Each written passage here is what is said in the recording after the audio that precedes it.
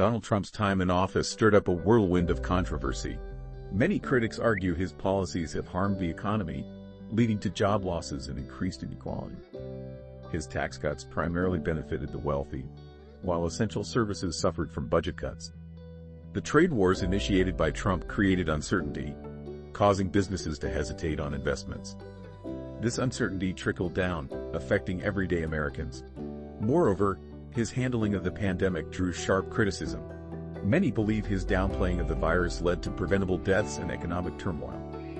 Social issues also took a hit, with divisive rhetoric fueling tensions across the nation. While supporters claim he's a champion for the people, countless Americans feel the weight of his decisions. The impact of his presidency continues to echo, raising questions about the future of the economy and society. In the end, the debate rages on. Is Trump a hero or a villain?